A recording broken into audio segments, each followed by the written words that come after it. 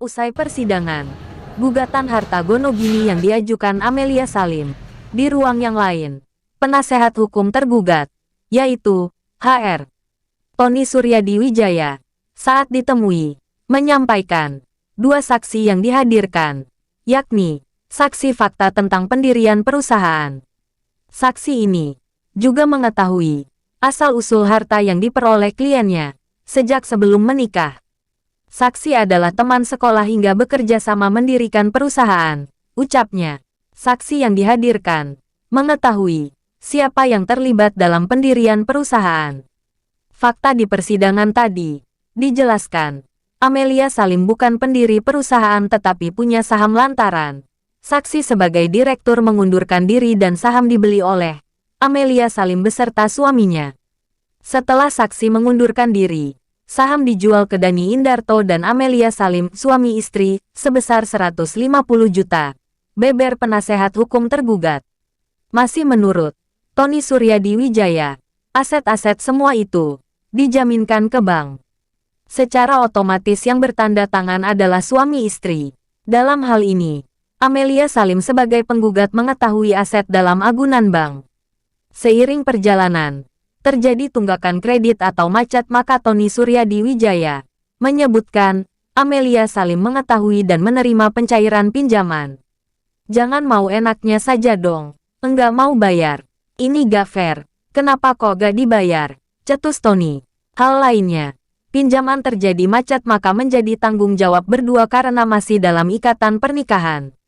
Tony Suryadi Wijaya juga membeberkan, selama ini yang bayar pajak kliennya. Lah dia siapa? Kok gak bayar pajak Han? Amelia sebagai pemegang saham, bebernya. Mengenai aset Waterplace dalam agunan bank namun dijual, Tony Suryadi Wijaya menjelaskan, aset tersebut dalam agunan bank dan mengalami kredit macet di bank dan namun, apapun kondisinya, lelang harus diberitahukan ke debitur yaitu kliennya. Atas hal ini, kliennya kebakaran jenggot lantaran KPKNL mestinya memberitahu kliennya. Di ujung keterangan, Tony Suryadi Wijaya mengingatkan, tatkala sang pengadil meminta sidang pemeriksaan setempat atau PS hingga 5 kali justru Amelia Salim sebagai penggugat malah lempar handuk. Kenapa Amelia Salim lempar handuk? Padahal ada aset yang ditempati Amelia Salim. Atas hal ini, Tony Suryadi Wijaya sebagai penasehat hukum tergugat menyebut, patut diduga ada aset-aset yang dijual Amelia Salim selaku penggugat. Sementara penasehat hukumnya, Amelia Salim sebagai penggugat, usai sidang mengatakan, keterangan kedua saksi yang dihadirkan tergugat, ada kesesuaian dan ada ketidaksesuaian. Pada prinsipnya kedua saksi menyampaikan keterangan yang diketahui dan didengar, pungkasnya. Dari Pengadilan Niaga Surabaya, jurnalis Jagat Arta TV melaporkan. Kuasa hukum dari Pak Dani apa? Jadi gini, saksi yang kami hadirkan itu adalah saksi fakta, ya, saksi fakta tentang pendirian perusahaan. Tetapi saksi ini juga mengetahui asal-usul harta yang diperoleh, mengetahui sejak dia kenal sebelum menikah dengan Pak Dani. Berarti dia tahu, makanya kita hadirkan dua saksi yang terlibat di dalam PT Jakwa Petro Energi.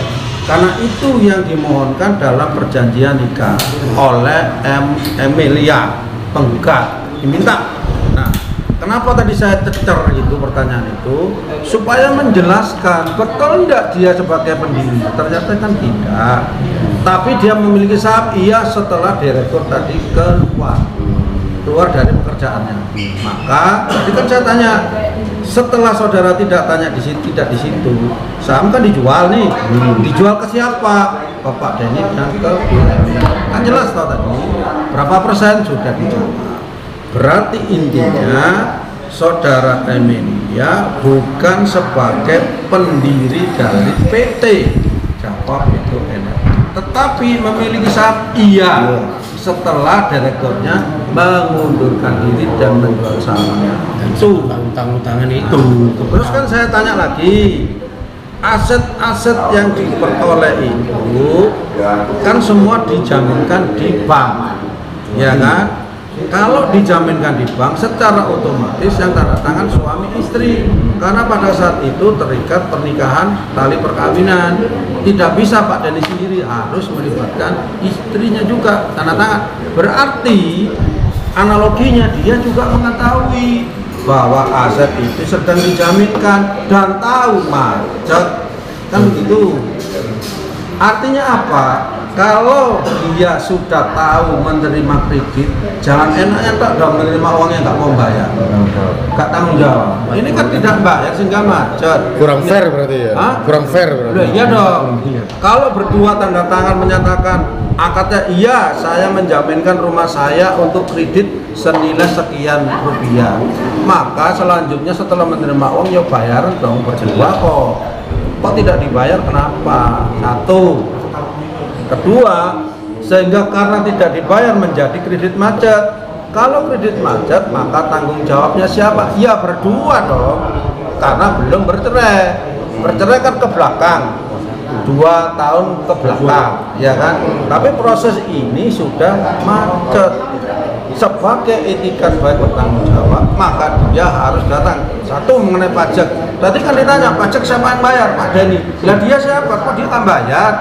Harus dong, karena dia sebagai menerima pemegang saham. Kewajiban dia, tanggung jawab dia itu bagaimana, itu loh tadi yang kita ungkap di pengadilan. Pak, tadi ada aset yang dijual oleh Ibu Amelia Salim. Nah, itu gimana?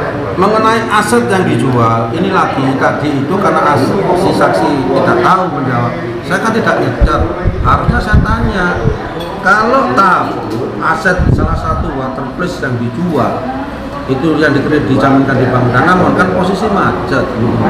Kalau posisi macet, apapun kondisinya, lelang harus memberitahukan kepada debitur, yaitu Pak Dhani. Kreditmu macet, ini begini kan harus begitu. Saya tidak tahu prosesnya, yang penting selamat, sehingga sudah beralih. Makanya ini kebakaran jenggot. Harusnya ada aturan main dari KPKNR, ngirim surat pemberitahuan somasi kepada debitur. Kreditmu macet, mau tak lelang nilainya sekian yang berisi dia.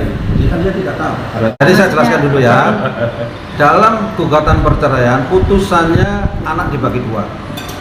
1, 2 ikut Pak Dhani, 3 dan 4 ikut mamanya. Dalam perjalanan waktu, ya kan, anak ini memang ikut Pak Dhani sementara waktu. Akhir-akhir ke belakang saya tidak mengerti, sehingga orang tua perempuan mengganti marganya. Betul. Mengganti marga anak itu. Harusnya marganya itu Dhani. Selanjutnya anak ini kepada orang tua perempuan. Sekarang semuanya aman. Ya, cuma kan masalahnya selanjutnya bagaimana kan kita, karena kita fokus pada kondisi ini, ya kan? Karena pada saat diminta PS, penggugat tidak bisa menunjukkan, dan terakhir lempar ando 4-5 kali loh diminta oleh majelis untuk PS. Kenapa kok dia lempar anduk padahal ada aset yang ditempati? Kenapa tidak itu ditunjukkan? Nah, kalau itu ditunjukkan, patut diduga ada aset-aset yang ada di dalamnya dijual. Maka dia tidak berani. Yang kedua, majelis hakim minta PS Semarang. Tadi kan jelas, Semarang sudah dijual sebelum dia masuk. Jelas. Dan dia tahu itu dijual, ada ikut tanda tangan. Pak, terkait masuknya mantan istri Pak Dhani untuk pemilikan saham itu besarannya berapa itu? Nah, tadi kan si saksi tidak jelas. Tapi yang jelas di dalam berita acara perubahan itu sahamnya Pak Budi dan Pak Charles itu dibeli oleh Pak Dhani, diserahkan ke Bu Amel. Kalau tidak salah nilainya 150 juta atau 25%, sesuai akte ya, yang bunyi di akte itu. Mungkin saksi tadi bingung karena bahasa hukum ya, karena tidak mengerti jawab ini boleh 51. Kan tadi kan saya ulang, apakah dalam bentuk presentasi? Kalau presentasi harga per lembar piro, tadi kan saya begitu. kan jelas lah. Tapi karena dia bingung, ya wes kan tidak bisa dipaksa. Intinya di akte pendirian PP itu tidak Tidak ada, tapi perubahan pemegang saham ada. Setelah hutang-hutangan, iya. Jelas, Mas. Sesuai dengan fakta persidangan,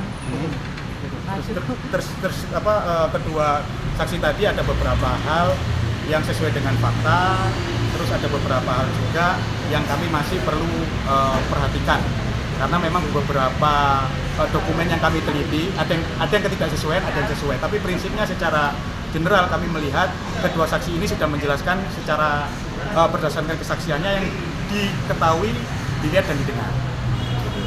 terkait akun aset tadi kan dibeli saat